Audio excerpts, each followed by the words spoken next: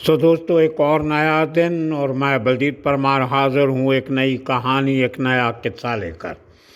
आज आपको सुनाएंगे पूना के अंडरवर्ल्ड से एक और कहानी, जिसका 2-3 दिन से जिक्र चल रहा था कि कैसे मुंबई से जाकर पूना में बड़े बड़े लोग शरण लिया करते थे, भले अरुण गवली गैंग के हो या अशोक जोशी या उसके गैंग के लोग हो या छोटा राजन के लोग हों।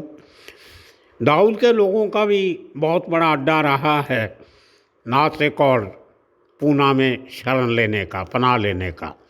इसी तरह हमने आपको बताया था कोल्हापुर में कैसे यहाँ तक कि ताज़ा डॉन लॉरेंस बिश्नोई के बंदे भी पनाह लेते थे। खैर, पूना के अंडरवर्ल्ड में चलते चलते 1984 में, जैसे हमने आपको बताया, उस समय के सबसे बड़े डॉन बालू आंदेकर का कत्ल हो जाता है। और जो शख्स वो कत्ल करता है उसका नाम था प्रमोद मालवदकर। यही बहुत खतरनाक आदमी था। बालू के मरने के बाद उसने अपना काम धंधा बढ़ाया और खुद बॉस बन गया। अब जब कहते हैं कि जुल्म काम तो होता है एक दिन और कानून के हाथ लंबे होते हैं, तो कोई ना कोई मौका ऐसा बनता है जब पुलिस को अपने वो लंबे हाथ दिखाने पड़ते हैं जिनमें हथियार भी होते हैं। इसी किस्म का कुछ मंजर बना के 1997 में बालू के मरने के 13 साल बाद, उसके कत्ल के 13 साल बाद जो सेशन कोर्ट में किया गया था, पुलिस लगातार प्रमोद को ढूंढ रही थी। वो कभी जेल में चला जाता था, कभी जमानत पे आके अंडरग्राउंड हो जाता था, तो हाथ में नहीं आ रहा था। तो 13 साल लगे पुलिस को उसे ढूंढने में। और उसकी खबर भी आप साथ में देख रहे होंगे स्क्रीन पे, जहाँ पर उस ज़माने के अखबार की एक कटिंग जिसमें उस पूरे एनकाउंटर की डिटेल लिखी है, एक एक डिटेल उसमें दी गई है। और ये 1997 के अखबार की कटिंग हमारे मुंबई के सहयोगी संदेश ने कहीं ना कहीं से ढूंढ ली। ये आपको इसलिए दिखा रहे हैं कि हम हमारे चैनल पे जो भी काम करते हैं तो हमारी कोशिश होती है उसके साथ तथ्य जुड़े हों, फैक्ट्स एंड फिगर्स बराबर हों, उसकी कुछ गवाही हो, किसी ने देखा हो। सुनना सुनाया तो बहुत होता है। तो ये कटिंग आप देखो, इसमें बहुत डिटेल है, थोड़ा स्लो मोशन में आपको दिखा रहे हैं और इससे आपको बिल्कुल क्लियर हो जाएगा जो कहानी अभी थोड़ी देर में संदेश आपको सुनाएगा कि कैसे ये एनकाउंटर प्लान हुआ, कैसे खबर आई, कैसे घेरा, कैसे पकड़ा और कैसे इसमें एक पुलिस ऑफिसर भी इंजर्ड हुए। ये पूरी की पूरी कहानी आप सुनिए और साथ में आपको अंदाज़ा होगा कि गैंगस्टर जितना मर्जी बड़ा हो जाए, वो कानून और पुलिस से बड़ा कभी नहीं रहता। बचे वो हैं जो देश छोड़ के भाग गए, लेकिन जो देश में रहा वो आज नहीं तो कल कभी ना कभी कहीं ना कहीं पुलिस के या अपने दुश्मनों के हत्थे चढ़ ही जाता है। तो दोस्तों, ये क्राइम की दुनिया का सबसे बड़ा सबक है कि आप कुछ दिन, कुछ महीने, कुछ साल तो सोच सकते हो कि हम बहुत बड़े गैंगस्टर हो गए, हमें कोई पूछने वाला नहीं, लेकिन मौत तो 13 साल के बाद भी आ जाती है। चलो आपको सुनाते हैं क्या है ये पूरा किस्सा मुंबई से हमारे सहयोगी संदेश के साथ, जिन्होंने पूना से ये पूरी बात निकाल के लाई है। सुनिए। हाँ, वो कल वाली रिपोर्ट में वो जो हम थोड़ा क्लियर करना भूल गए थे कि वो आदमी के जो गैंग था हाँ, उसके पास ये लोग गए थे। एक आदमी के मरने से गैंग से रिश्ता नहीं छूटता है। बहुत जी, से लोग साथ में काम करते हैं, अड्डे होते हैं, पुराने रिश्ते होते हैं। तो उसके गैंग मेंबर्स के पास गए थे। जी, जी। तो मुझे उस गैंग मेंबर का नाम भी पता है जिसके पास गए थे। वो सदा फसा काट के छोड़ के पूना छोड़ के आजकल मुंबई में रहता है। ओके। मैं उसको भी जानता हूँ जिसने ये बात कंफर्म की कि ये आदमी उनके पास आने वाला था। जी, जी। लेकिन 4-5 साल पहले उसने छोड़ दिया, पूना ही छोड़ दिया, उसने शहर ही छोड़ दिया और जी बॉम्बे में नहीं है, बॉम्बे के पास कहीं दूसरे छोटे शहर में वो अच्छे अच्छा खासा बिजनेस चला रहा है, मतलब बहुत अमीर नहीं, ठीक है, अपना फैमिली को पाल जी जी रहा, ध्यान जी रखता है। जी जी हाँ, तो आज की नहीं, वो जो आप एनकाउंटर की बात कर रहे थे, जी आप, प्रमोद प्रमोद मालवतकर का। हाँ, का वो कैसे हुआ था सारा किस्सा? सर ये एक्चुअली बात, वही आदमी है ना जो उसके बालू के मर्डर में इन्वॉल्व था, उसका रिश्तेदार भी है, उसके कुछ तो उसकी बेटी का कुछ आगे रिश्तेदार था, कुछ रिश्तेदारी भी थी इनकी कुछ। एक्चुअली वही है सर कि बात, दूसरा ये? नहीं नहीं ये दूसरा है, ये प्रमोद मालवतकर है जिसके एनकाउंटर की बात कर रहे हैं हम लोग। हाँ हाँ एक्चुअली बात क्या है ना सर, ये बालू आंदेकर का जो गैंग था, हाँ ये इसकी बैकग्राउंड क्या है, ये बालू आंदेकर का गैंग अंडरवर्ल्ड में आने से पहले हाँ इन लोगों का एक फैमिली बिजनेस था। फैमिली बिजनेस इन लोगों का ये था पुणे में कि ये लोग जो पुराने कपड़े होते हैं ना लोगों के पास, हाँ जी, वो लेके उसके बदले में लोगों को बर्तन देते थे। हाँ तो ये जो काम है ये इनका पुराना बिजनेस था अंडरवर्ल्ड में आने से पहले। हाँ लेकिन जब वो आंदेकर गैंग, बालू आंदेकर वगैरह, वो जब उन लोगों ने अपना गैंग चलाना चालू कर दिया नानापेट इलाके में हाँ, पुणे के, तो प्रमोद मालवतकर उसमें काम करता था। ओके और उस वक्त प्रमोद मालवतकर भी वहीं पे रहने वाला था, नानापेट में। ओके, हाँ, लेकिन बाद में क्या हुआ, अच्छा ये आंदे, मतलब उस वक्त प्रमोद मालवतकर का नाम इतना कोई जानता नहीं था, सब लोग आंदेकर का ही नाम जानते थे, आंदेकर गैंग करके। ओके, तो उस टाइम आंदेकर की जो गैंग थी ना, उसका उसके मेन 3 बिजनेस थे, जिसमें एक था मटके और जुए के अड्डे चलाना, हाँ, दूसरा वो दारू के अड्डे चलाना, और तीसरा था वहाँ के जो लोकल व्यापारी है उनसे एक्सटॉर्शन करना। ओके, तो 75 76 के करीब बात ये हो गई कि ये आंदेकर गैंग के पास जितना भी पैसा है, जितना भी इनकम आता था इन 3 कामों से, हाँ, उस इनकम के बंटवारे को लेके ये मालवतकर और आंदेकर में झगड़ा हो गया। ओके, तो 75 76 के करीब वो प्रमोद मालवतकर आंदेकर से अलग हो गया और उसने अपना अलग गैंग बना लिया। ओके, लेकिन प्रमोद मालवतकर का जो खुद का गैंग बना था ना नया नया, वो सबसे ज्यादा एक्सटॉर्शन में इन्वॉल्व था। ओके, ये बात थी। और फिर इन 2 गैंग्स में, आंदेकर और मालवतकर में जो गैंग वॉर चालू हुई, उसमें दोनों तरफ से कई लोग मारे गए। हाँ, लेकिन इनका जो गैंग वॉर है ना, उस समय ज्यादा भड़क उठा जब 78 में आंदेकर की गैंग ने प्रमोद मालवतकर के पिता, मतलब प्रमोद मालवतकर का बाप जो था, जिसका नाम था शिवाजीराव मालवतकर, ओके, उनका मर्डर कर दिया। ओके, तो इस वजह से इन 2 गैंग के बीच में जो गैंग वॉर था ना, वो ज्यादा भड़क गया। ओके, और प्रमोद मालवतकर ने उस वक्त ठान लिया था कि वो अपने बाप के मर्डर का बदला लेगा बालू आंदेकर को मार के। ओके, तो उसके बाद जुलाई 84 में, मतलब आप समझ लीजिए 78 के बाद डायरेक्ट 84 में, मतलब 5-6 साल के बाद, हाँ, बालू आंदेकर अपने किसी केस की पेशी के लिए पुणे के शिवाजी नगर कोर्ट में गया हुआ था, ओके, 17 जुलाई 84 को। हाँ, तो वहां प्रमोद मालवतकर ने उस पेशी के दौरान कोयता से हमला करके वो बालू आंदेकर को मार दिया। ओके, तो बालू आंदेकर के मरने के बाद ये आंदेकर का जो गैंग है ना, हाँ, इसकी कमान आ जाती है सूर्यकांत आंदेकर के हाथ में। ओके, वो सूर्यकांत उर्फ बंडू आंदेकर। हाँ, तो उसके बाद 84 में जब बालू आंदेकर मरा और सूर्यकांत आंदेकर ने गैंग का कमान संभाला, उसके बाद ये 88 में जो अशोक जोशी वगैरह पुणे में छिपने के लिए जा रहे थे ये ना पनाह लेने के सूर्यकांत लिए, के पास गए थे? ये सूर्यकांत बंडू आंदेकर के पास गए थे। वो आदमी जिंदा है वो सूर्यकांत? जी जी हाँ, मैं वही आपको बताना चाहता था, सूर्यकांत आदमी जिंदा, उसके साथ जो उसका राइट हैंड मैन था वो पूना छोड़ के अभी मुंबई के पास आ गया। जी, ये बात है।